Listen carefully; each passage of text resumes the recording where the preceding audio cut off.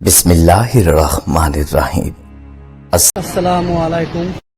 रात 12 बजे का समय है।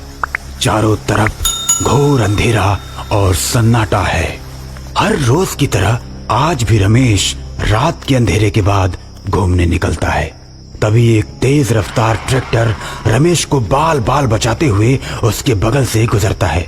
ए भगवान, अब तक तो मैं मर ही गया होता। रमेश अभी परेशान सा सोच ही रहा होता है कि तभी पुलिस की गाड़ी ट्रैक्टर का पीछा करते हुए पीछे से आती है। क्यों भाई, ठीक हो? कहीं चोट तो नहीं लगी?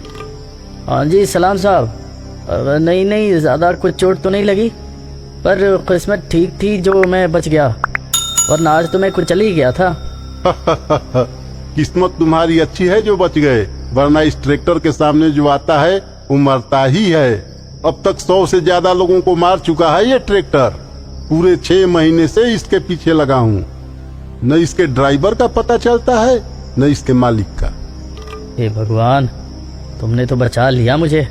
ओ भाई, चलो भागो यहाँ से। भगवान का ध्यान यहाँ से घर जाकर करना। मरना है क्या? चलो भागो यहाँ से, यह ट्रैक्टर कभी भी वापस आ सकता है। चलो भागो यहाँ से।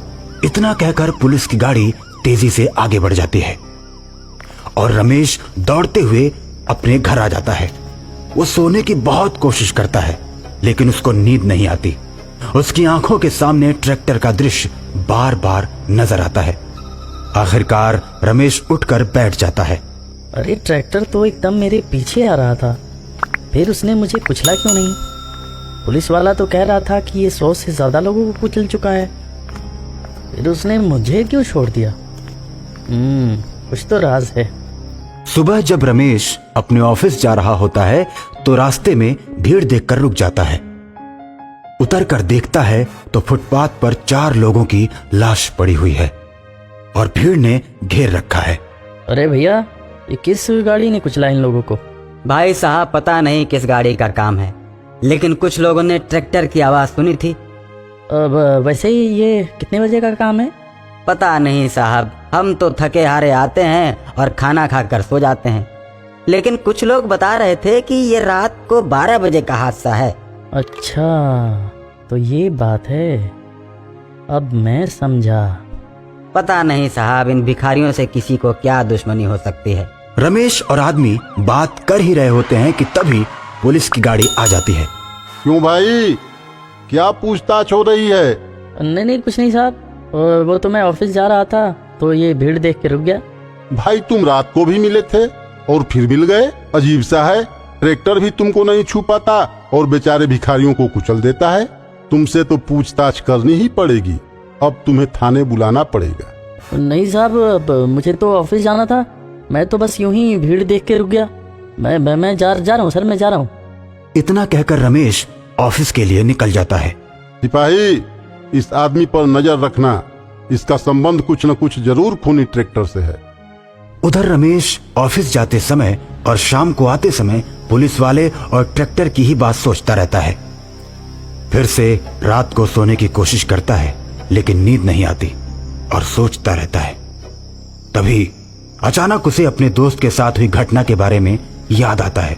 उसे समझ आ जाता है कि मेरा दोस्त अपने ऊपर हुए अत्याचार का बदला ले रहा है और रात को 12 बजते ही रमेश उसी सड़क पर जाता है जिस पर वो ट्रैक्टर मिला था। रमेश बीच सड़क में खड़ा हो जाता है और तभी खूनी ट्रैक्टर तेज रफ्तार से आता हुआ दिखाई देता है। थोड़ा पास आने के बाद वो हॉर्न बजाना शुरू कर देता है, लेकिन रमेश नहीं हटता और आखिरकार खूनी ट्रैक्टर को रुकना ही पड़ता है। ट्रैक्टर के रुकते ही उसका दोस्त कमलेश उतरता है, लाल लाल आंखें और नीला चेहरा। रमेश, तुम मेरे रास्ते से हट जाओ, मुझे अपना बदला पूरा करने दो। नहीं कमलेश, तुम गलत कर रहे हो। तुम बेगुनाह लोगों को नहीं मार सकते। नहीं रमेश, मैं सबको मारूंगा। जब मैं बैंक से पैसा लेकर लौट रहा था, लुटेरों ने मेरा पैसा लूटा और मुझे ट्रैक्टर से कुचलकर मार डाला। उस समय मुझे कोई बचाने नहीं आया, इसलिए मैं सबको मार दूंगा, किसी को नहीं छोड़ूंगा। रमेश दूर जाकर गिरता है और कमलेश ट्रैक्टर लेकर चला जाता है। भाई मैं तुम्हें ही कातिल समझ रहा था, लेकिन तुम तो बेगुनाह हो। मैंने सब सुन लिया है। मैं एक तांत्रिक को जानता हूँ, वही इस भूत को शांत कर सकता है। अब रमेश और इंस्पेक्टर उस तांत्रिक के पास जाते हैं। सारी बात सुनने के बाद तांत्रिक बोलता है, ठीक है, मुझे उस जगह ले चलो जहाँ से वो खूनी ट्रैक्टर गुजरता है।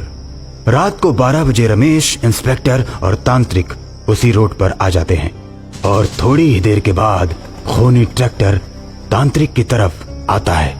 तांत्रिक उसे अपनी शक्तियों से रोक देता है। ट्रैक्टर के रुकते ही कमलेश उतरता है और तांत्रिक पर हमला कर देता है। मेरे रास्ते से हट जा तांत्रिक, नहीं तो तुझे भी कुचल दूंगा। तू मुझे नहीं कुचल सकता। लोगों को मारना छोड़ दे, वरना मैं तुझे अपना गुलाम बना लूंगा। और तांत्रिक को मारने के लिए जैसे ही बढ़ता है तो तांत्रिक एक ही मंत्र में कमलेश को अपने कमंडल में कैद कर लेता है। रमेश और इंस्पेक्टर दोनों खुश हो जाते हैं और तांत्रिक को धन्यवाद देते हैं। उन्होंने हमारे चैनल को सब्सक्राइब नहीं किया, सब्सक्राइब कर दें और बेल आइकन को भी ज़रूर प्रेस कर दें ताकि इस तरह की वीडियोस आप तक पहुंचती रहें।